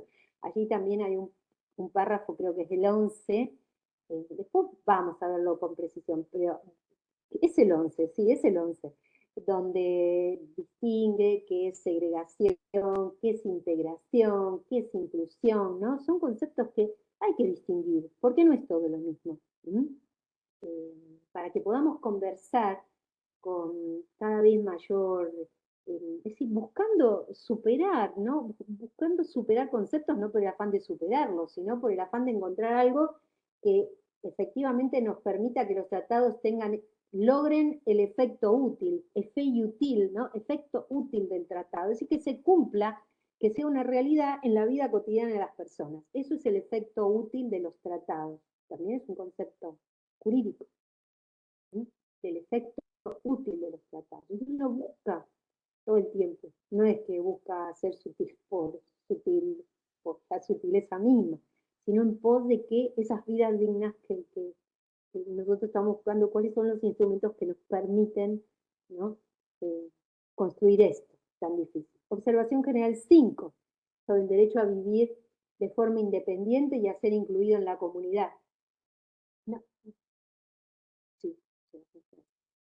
Observación general número 6, sobre igualdad y no discriminación, también de una enorme riqueza sobre todo materia de acceso a la justicia, cuando analiza el artículo 13. Observación general 7, sobre la participación de las personas con discapacidad, incluyendo niños y niñas con discapacidad. Ustedes piensen, cuando tienen que resolver alguna cuestión de cualquier tipo que sea, educación, de salud, y que se trate de un niño o una niña, pero ahora es un niño o una niña con discapacidad, momentos, porque acá tengo un montón yo de tratados. Tengo estándares que surgen de la Convención sobre los Derechos del Niño, artículo 2 y artículo 23, específicos, ¿no? Sobre niños y niñas con discapacidad. Después tengo, vean, la observación general 9, pero no del Comité sobre los Derechos de las Personas con Discapacidad, del Comité sobre los Derechos del Niño. Comité sobre los Derechos del Niño, interpretando su artículo 2 y 23 de la Convención sobre los Derechos del Niño, dicta la observación general 9 sobre niños y niñas con discapacidad, y la dicta en forma simultánea a cuando se está elaborando la Convención sobre los Derechos de las Personas con Discapacidad. Entonces ya esa observación general 9 del Comité sobre los Derechos del Niño acompasa todo el nuevo paradigma. Y luego, la Convención sobre los Derechos de las Personas con Discapacidad tiene un artículo específico que se llama sobre los niños y las niñas con discapacidad. Y tiene otro artículo específico sobre mujeres con discapacidad, que es el artículo 6. Ustedes ya vieron que ha sido desarrollado en la observación general número 3 por el Comité sobre los Derechos de las Personas con Discapacidad. Pero no confundirlos. Y la última observación general, sobre el artículo 27 de la Convención sobre los Derechos de las Personas con Discapacidad, es sobre el derecho de las personas con discapacidad al trabajo y al empleo. Entonces, todas estas son observaciones generales interpretativas del tratado, de mucha utilidad para nosotros, que explican en qué consiste esto de los derechos que están interpretando, en qué consiste, cuál es su contenido, y cuáles son el contenido de las obligaciones, ¿no? Y cómo se van desarrollando cómo se van enriqueciendo. Entonces, observaciones generales como resultado de la función interpretativa de los comités de Naciones Unidas. Observaciones finales periódicas sobre cada país como resultado de supervisar a los estados para que cumplan con las obligaciones que asumieron a ratificar la convención. Y luego, los comités también reciben denuncias de los particulares, esto que se llaman, entre comillas, comunicaciones individuales, ese es el término técnico, recibir comunicaciones individuales que se entablan directamente ante el comité y luego dictaminar respecto de esta cuestión.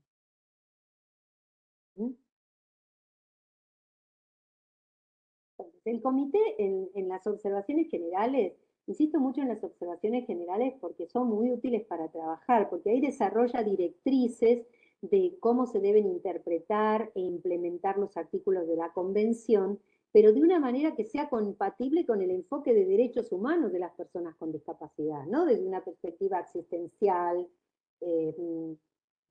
que precisamente estamos tratando de salir del paternalismo en esta materia. El enfoque de los derechos humanos está en las antípodas del paternalismo y de la superprotección y de la protección de personas. Estamos hablando de protección de derechos, de protección integral de derechos. ¿Sí? Por eso hablamos de interdisciplina, de intersectorialidad, de interseccionalidad. ¿Sí?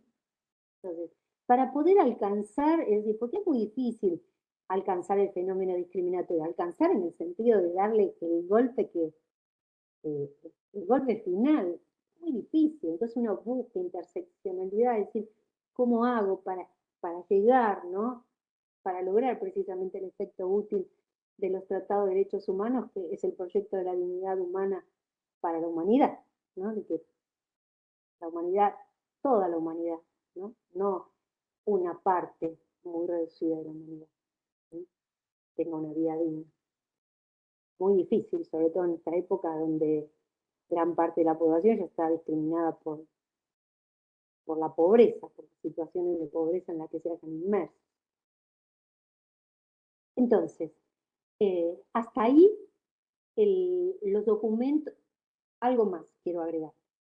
Más allá de los tratados de Naciones Unidas y de sus comités y de los instrumentos que emiten los comités, tengan en cuenta que también hay otros documentos de mucho interés que son los informes de los relatores, es decir, de órganos que, que dependen del Consejo de Derechos Humanos de Naciones Unidas.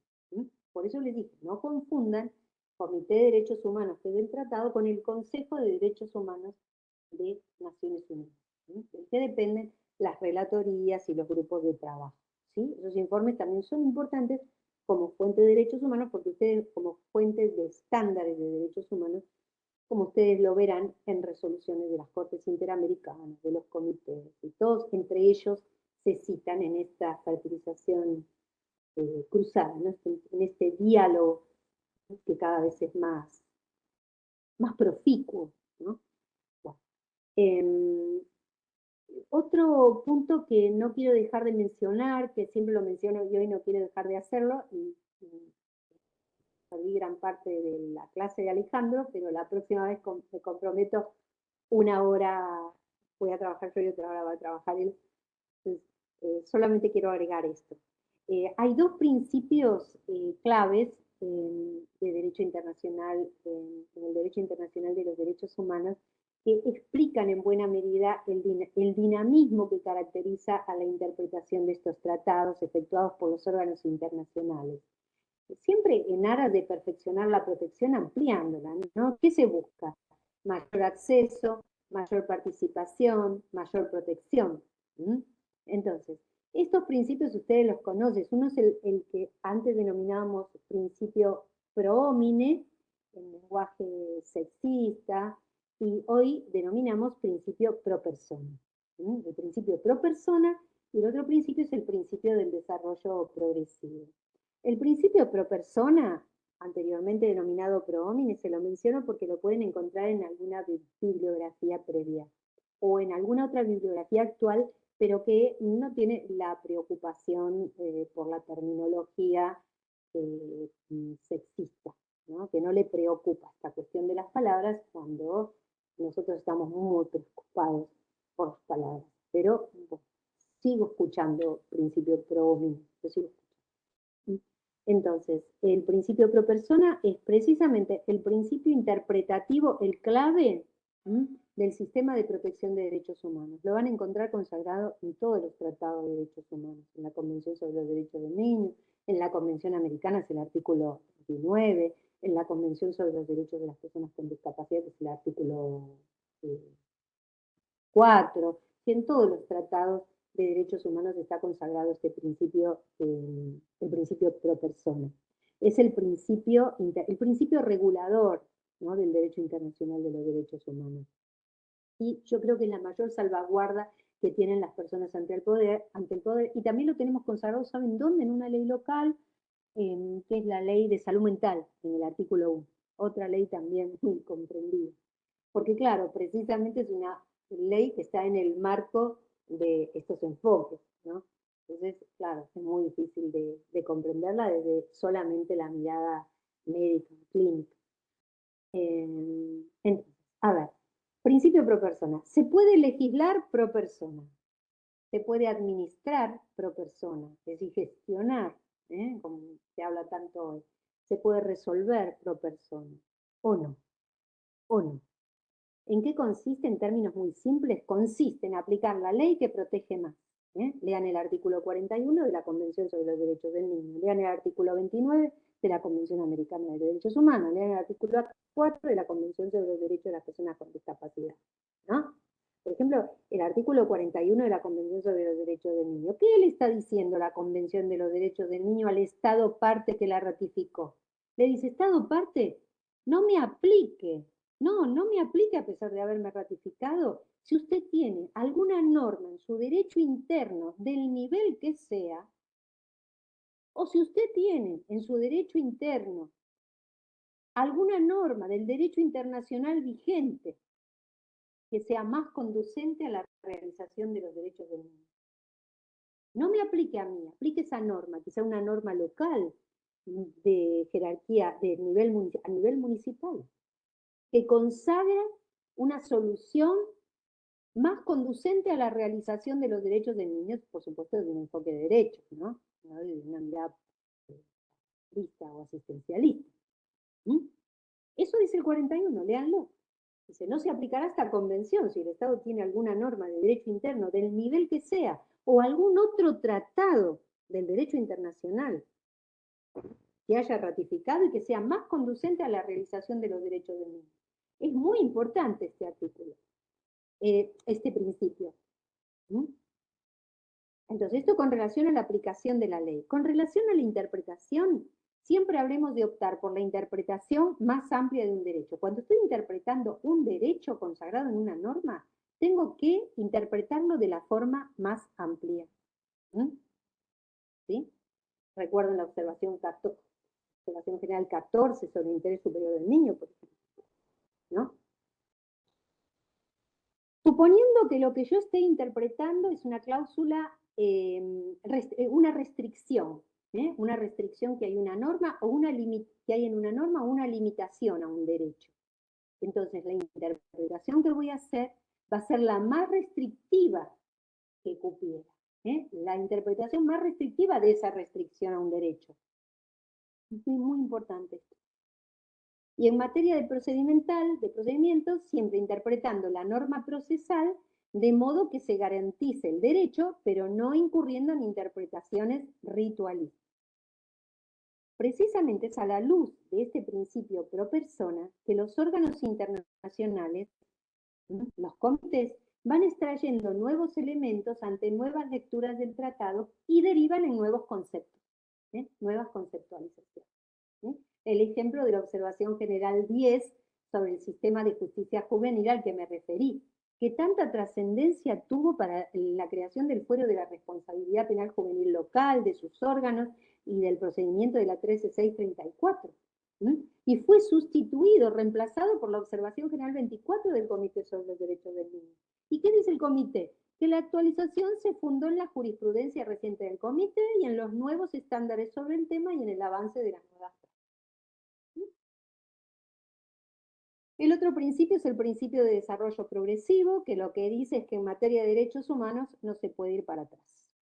Debilitar estándares de derechos humanos es inaceptable, tanto en prácticas como en normas, como en interpretación. Por lo que, una vez que yo alcancé un estándar internacional, no puedo regresar, es decir, no se puede ir para atrás, porque al retroceder se violan derechos humanos. Es el principio de progresividad y no regresividad. De todos modos, ustedes bien saben que más allá de que no se puede volver atrás, ¿no?, es siempre prudente estar en estado de alerta, porque a pesar del principio progresivo, del desarrollo progresivo de los estándares y de la prohibición de regresividad, pueden aparecer proyectos de reforma que impliquen ese retroceso y que en la vida de las personas, porque ese es el punto, en la vida de una persona en concreto significa que le recortan el sistema de protección de derechos, ¿no? Y que es un sistema, cuando uno le recorta un sistema de protección de derechos humanos alcanzado, ¿qué le están haciendo? Están menoscabando su dignidad. ¿Sí?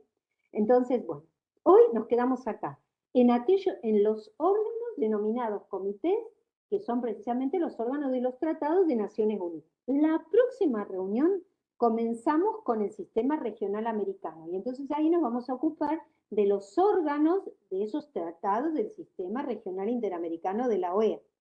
Esos tratados, a ver qué órganos tienen. Ya les adelanto, la Corte Interamericana de Derechos Humanos, la Comisión Interamericana de Derechos Humanos, y después hay relatorías que ya les contaré. Pero básicamente estos dos, y qué documentos emiten estos dos órganos, tanto la Corte Interamericana de Derechos Humanos como la Comisión Interamericana de Derechos Humanos. Esto en forma muy simplificada, vamos a profundizarlo un poco la próxima clase cuando nos reunamos, y hoy Alejandro le dijo 20 minutos, pero con la promesa de la próxima clase de hablar solamente una hora, porque es muy importante lo que él tiene para compartir con ustedes, y sería una pena y una injusticia que no lo pudiera hacer. Por lo tanto, me comprometo a eso. Y si no, ustedes me hacen sonar la campanita, que yo se los voy a agradecer. Alejandro, te paso la palabra y te pido disculpas y me comprometo a la próxima vez cumplir con el horario. Hoy quería como mínimo llegar hasta acá. No, por favor, doctora, si usted sabe que todos estamos para escucharla a usted, yo la sigo, ya escuché esta clase varias veces y sin embargo sigo anotando cosas como siempre seguimos agregando apreciaciones que nos puede transmitir, y la verdad que son muy útiles en la práctica. Yo por mi parte, primero, bueno, nada, presentarme para todos y para todas. Yo me llamo Alejandro San Juan, trabajo en la Cámara de Apelaciones en lo Civil, Comercial y de Familia acá de Lomas, y durante este curso voy a participar en algunas clases, en algunos ratos, pero también voy a estar como tutor de ustedes, por lo cual cualquier cosa, cualquier duda, consulta que ustedes tengan, aparte de poder enviarla por el foro, me envían cualquier tipo de mensaje o comunicación, y de esa forma vamos a ir contestando las preguntas que tengan, ¿sí? Así que tengan en cuenta eso, que yo voy a ser el tutor, así que cualquier duda o consulta, independientemente de que lo puedan hacer mediante el foro, me lo envían por mensaje y lo vamos a ir resolviendo.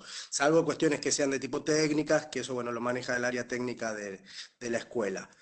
Y bueno, para hoy yo lo que había preparado un poco era, siguiendo la línea de lo que venía explicando recién la doctora Villaverde, es un poco bajar esta cuestión de cómo se estructura o los ámbitos estos en los que participa el Estado argentino, tanto a nivel internacional como a nivel local o a nivel americano, en el ámbito de los derechos humanos, bajarlo un poco en forma específica a la cuestión de las personas con discapacidad y a los tratados de derechos humanos de las personas en situación de discapacidad. Entonces, siguiendo un poco eso, vamos a ver cómo, siguiendo esta estructura que explicó la doctora Villaverde de quiénes son, cuáles son los tratados, cuáles son los órganos que los interpretan, cuáles son después los órganos que van a hacer un seguimiento. Vamos a ver qué ocurre esto específicamente con respecto a los tratados internacionales de derechos humanos sobre las personas con discapacidad o en situación de discapacidad, que es bueno a veces partir explicando el concepto de que nosotros nos van a escuchar seguramente a la doctora Villaverde y a mí hablar de personas en situación de discapacidad. ¿Por qué? Porque más allá de que la convención habla de personas con discapacidad o con deficiencias, que es un término que a mí no me gusta para nada, pero bueno, está en la convención, lo cierto es que nosotros nos referimos a personas en situación de discapacidad porque si tomamos e incorporamos realmente, como vamos a ver ahora, este modelo social de la discapacidad, no podemos seguir hablando de persona con discapacidad porque suele dar una idea de que la discapacidad está en la persona, en las características personales. En cambio, el modelo precisamente lo que viene a cambiar es eso, a decirnos, no, a ver, la discapacidad no se encuentra en las condiciones de la persona ni en ninguna característica personal, sino que la discapacidad va a surgir en la interacción entre la persona con cualquier tipo de característica y las barreras sociales. Es decir, en realidad la discapacidad para el nuevo modelo surge en las barreras sociales. ¿Sí? Es decir, por eso es que hablamos de personas en situación de discapacidad. Porque la discapacidad va a surgir en la situación, en el ámbito en que la persona se interrelaciona con la sociedad. Y esto es importante hablarlo de esta forma, ¿por qué? Porque también pone el centro o el punto de vista en donde debe estar. Es decir, todos nos debemos ocupar en cambiar estas barreras sociales, no en seguir quizás aplicando todo tipo de política pública, en elaborar legislación o en tomar decisiones siempre con respecto a la cuestión médica en la que puede encontrarse una persona en situación de discapacidad, olvidándonos de que el principal problema está en la sociedad, en que la sociedad no está preparada para la inclusión de todas las personas en una forma que reconozca la diversidad social. Es decir, el objetivo de la convención es que preparemos sociedades, tanto esta convención como las otras convenciones de derechos humanos en general tienden a que elaboremos sociedades o preparemos sociedades o cambiemos las sociedades a los fines de que sean inclusivas con la diversidad, es decir, que estén preparadas para todos y no seguir con el modelo, entonces, porque mientras sigamos apuntando, poniendo la vista en las condiciones personales, no vamos a trabajar en la sociedad. ¿Sí? Vamos a trabajar los casos individuales y la sociedad va a seguir imponiendo barreras que impidan que las personas ejerzan sus derechos en igualdad de condiciones. Y esto es un poco el objetivo de la convención. Pero bueno, para seguir un poco con la línea que veníamos hablando de hoy, vamos a ver cómo siguiendo este sistema internacional de los derechos humanos, cómo la convención la convención establece ciertos derechos para las personas en situación de discapacidad y vamos a ver cómo los órganos que tienen que hacer el seguimiento de la convención a su vez van interpretando esas disposiciones de la convención y van evaluando si los estados continúan o no ese lineamiento. Lo vamos a hacer en forma sintética por una cuestión de tiempo, pero es bastante sencillo. Partiendo de la convención, bueno, sabemos que en el ámbito internacional de los derechos humanos, como explicó hoy la doctora Villaverde, es decir, en el ámbito de la ONU tenemos la Convención sobre los Derechos de las Personas con Discapacidad. Esta convención tiene como principal importancia dos puntos. Más allá de toda la normativa que resulta fundamental, hay dos puntos que yo creo que son los que generaron lo que considero que es una revolución o un cambio absoluto de filosofía y de paradigma con respecto a la discapacidad. Por un lado, la introducción de este modelo social, que es el que veníamos hablando recién, ¿sí? Que es aquel que modifica el modelo que teníamos antes, que era el modelo médico, que tomaba solamente en cuenta el diagnóstico de una persona para considerar que esa persona se encontraba con discapacidad y entonces se le restringía ciertos derechos y se le asignaba un curador, para pasar a este modelo social que nos dice que en realidad la discapacidad surge en la interacción de las personas con las barreras sociales. Ese es el principal cambio, que es un cambio revolucionario, porque fíjense ustedes que recién en el siglo XX se modifica nuevamente esta mirada sobre la discapacidad, cuando estuvimos prácticamente 19 siglos con un modelo de prescindencia y un siglo casi con el modelo médico rehabilitador, que si bien había sido un salto cualitativo, como decía hoy la doctora Villaverde, tenía como crítica este modelo médico en que si nosotros hablábamos de que la persona debía ser rehabilitada, era porque partíamos de una idea de que había un ideal de persona, ¿sí? Es decir, si decíamos que la persona debía ser rehabilitada hacia algún modelo que era superador. Entonces se consideraba que existían personas que cumplían con ciertos estándares sociales y personas que no. Entonces, esa era la crítica a la filosofía del modelo médico. Por eso esta idea de rehabilitación no es la adecuada con respecto a la nueva convención. Para la nueva convención, todas las personas son capaces, en igualdad de condiciones, tanto con la capacidad de derechos, es decir, de ser titulares de derechos como de poder ejercerlos, es decir, son actores jurídicos. Y lo que sí, la persona puede llegar a requerir un sistema de apoyo. Por eso, el otro gran cambio que hace la Convención es lo que establece el artículo 12 de la Convención, que nos va a decir que se reconoce la personalidad jurídica y la capacidad jurídica de la persona en situación de discapacidad, es decir, que son verdaderos actores jurídicos, que en aquellos casos en que la persona lo requiera y lo necesite, el Estado deberá proveerle un sistema de apoyo.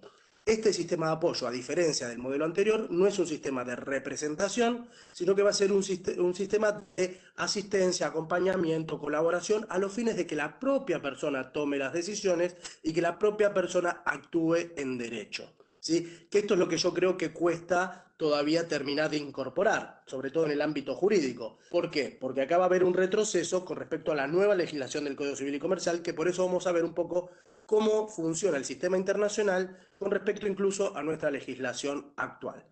¿Por qué? Entonces tenemos esta convención internacional en el ámbito de la ONU, en el ámbito del derecho internacional de los derechos humanos, que nos dice: el modelo de la discapacidad actual es el modelo social, el problema son las barreras sociales, las personas en situación de discapacidad tienen reconocida su personalidad y su capacidad jurídica en igualdad de condiciones con los demás. Esto se va a ver reforzado por la observación general 1 que dicta este Comité sobre los Derechos de las Personas con Discapacidad. Por eso ven cómo seguimos el orden de lo que explicaba hoy la doctora. El comité, que es el órgano que hace este seguimiento de la convención, dicta estas observaciones generales, y en la primera observación general que hace se refiere precisamente a qué debemos entender por reconocimiento de la personalidad y de la capacidad jurídica. Y ahí es muy claro, el comité cuando dice que cuando hablamos del reconocimiento de la capacidad jurídica a las personas en situación de discapacidad, es el reconocimiento de ser titular de derecho y de poder ejercerlos en forma personal, es decir, por sí. En todo caso, se podrá designar un sistema de apoyo, pero el actor jurídico es la persona en situación de discapacidad, y por eso es un gran cambio con respecto al modelo anterior.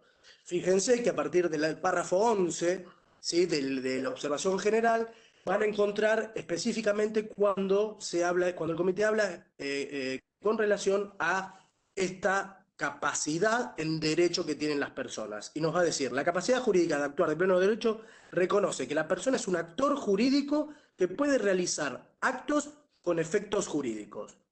Y yo digo que esto es lo que está costando mucho en la práctica. ¿Por qué? Porque muchas veces se reconoce hoy una mayor personalidad a la persona en situación de discapacidad, pero siempre se termina igualmente ejerciendo una función de representación por parte del sistema de apoyo.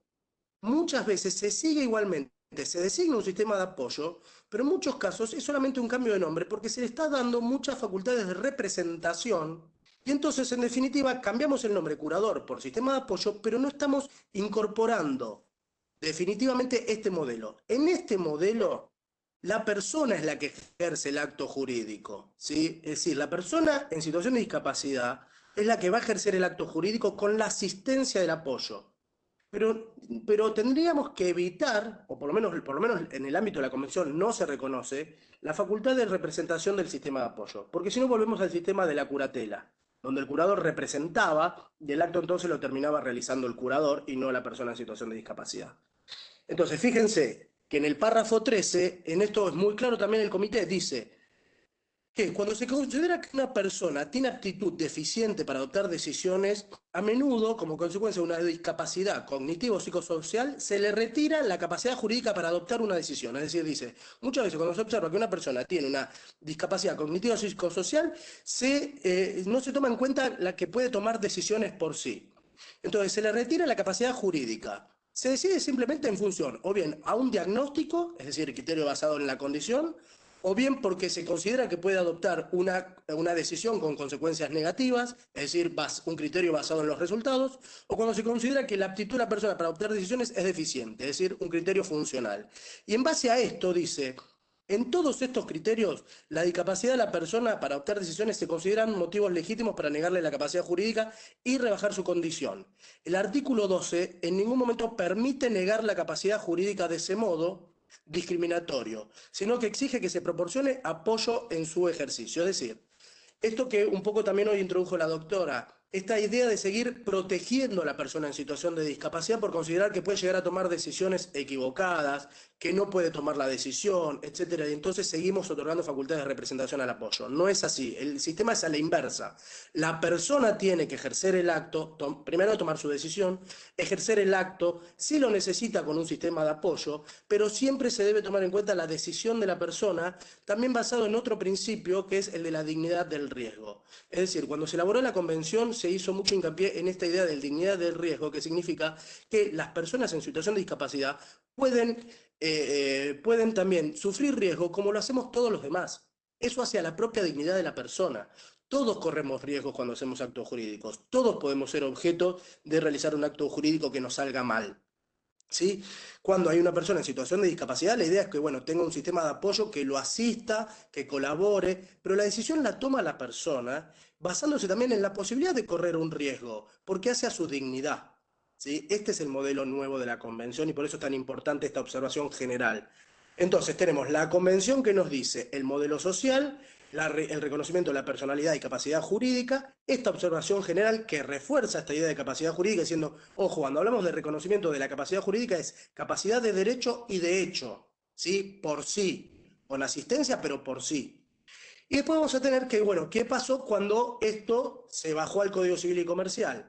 El modelo del Código Civil y Comercial retrotrae un poco al modelo anterior, porque permite restringir la capacidad de la persona en situación de discapacidad, que la Convención y esta observación general no lo autorizan, y sabemos que el Código Civil tiene jerarquía nacional, y esto por encima, y entonces tanto la Convención como las observaciones generales, etcétera, tienen una jerarquía superior, y entonces acá vamos a tener una contradicción entre este modelo que tiene la Convención o el Sistema Internacional de Derechos Humanos y el que se incorpora a nuestro Código Civil y Comercial. El que se incorpora a nuestro Código Civil y Comercial, si bien incorpora algunos elementos importantes como es la figura del apoyo, la necesidad de la evaluación interdisciplinaria, para tener en cuenta el modelo social, lo cierto es que al establecer la posibilidad primero de categorizar a las personas en situación de discapacidad, lo cual la Convención lejos está de aceptar esa situación. Entonces el código autoriza determinar que una persona es con capacidad restringida, que no estaría aceptado por la Convención, o con incapacidad, y en ese caso encima designarle un curador, que tampoco es aceptado ni por la Convención ni por el comité. Y en este sentido tenemos que tener en cuenta que incluso antes de sancionarse el Código Civil y Comercial, cuando estaba el anteproyecto, el comité ya había hecho un informe final sobre la Argentina donde observaba que el anteproyecto no iba en consonancia con la Convención. ¿Sí? Es un informe del año 2013, si no me acuerdo mal, 2012-2013, donde ya decía que el modelo que incorporaba el Código Civil y Comercial era contrario al modelo social de la discapacidad que introducía la Convención. No obstante ello, se introdujo este sistema en nuestro Código Civil y Comercial que si uno hiciera un control de convencionalidad con respecto a la normativa, sobre todo la del artículo 32, que permite esta categorización entre las personas en situación de discapacidad, no sé si pasaría, yo entiendo que no, este control de convencionalidad, porque la convención es muy clara, como les expliqué antes, con respecto a que se reconoce la personalidad y la capacidad jurídica, en ningún momento se autoriza ningún tipo de restricción ni de representación, con lo cual solamente se establece un sistema de asistencia. Es decir, el sistema para la capacidad jurídica de las personas que deberíamos tener en nuestra normativa interna debería seguir esos lineamientos, con el reconocimiento pleno de la capacidad jurídica de la persona en situación de discapacidad y solamente limitarse a la designación de un sistema de apoyo cuando fuera necesario. ¿sí? Entonces, y esto ya fue observado también en las informaciones finales, es decir, vemos cómo el sistema internacional funciona, como hoy explicó bien la doctora Villaverde, ¿sí? Donde tenemos un Tratado Internacional de Derechos Humanos, un comité que hace un seguimiento, hace interpretaciones con sus observaciones generales y hace informes sobre los estados, y, donde les está diciendo si su normativa o sus prácticas están en consonancia o no con la convención. ¿Sí? Todo esto lo pudimos ver nosotros en materia de discapacidad en estos instrumentos que yo brevemente les mencioné, pero que les pido que los lean porque son muy interesantes y es muy importante para la práctica. Esto, por ejemplo, en mi caso personal me llevó que en la práctica nosotros, o por lo menos yo soy partidario de no declarar capacidad restringida, sino que simplemente cuando elaboro algún proyecto de resolución, yo solamente solicito que se designe sistema de apoyo. Para mí no hay que categorizar a las personas ni clasificarlas en capacidad restringida ni con incapacidad porque va en contra de la convención. Bueno, creo que llegué justo a tiempo. Estamos justo a un minuto, doctora. Así que le vuelvo la palabra a la doctora Villaverde. Los saludo a todos de nuevo y tengan en cuenta que yo soy el tutor, así que cualquier duda o pregunta me la hacen saber. Doctora. Está bloqueado tiene bloqueado el micrófono, doc. Muchas gracias, Alejandro, clarísimo. Muchas gracias por el aporte. Les pido por favor que lean, que empiecen a manejarse con la observación general 1, porque les va a entusiasmar, sobre todo siguiendo los párrafos que hoy les mencionó Alejandro, ¿no? Porque es muy densa, tiene mucho contenido, pero ya que hoy trabajamos esos párrafos, denle una mirada a esos párrafos y luego en los siguientes encuentros vamos agregando otros párrafos que pueden ser de interés y utilidad. Muchas gracias, Alejandro, y muchas gracias a todas, a todos, a todes por acompañarnos en esta propuesta. A ver si es un paso más hacia la dignidad, tan difícil de construir. Muchas gracias. Chao a todos. Buenas tardes a todos y a todas.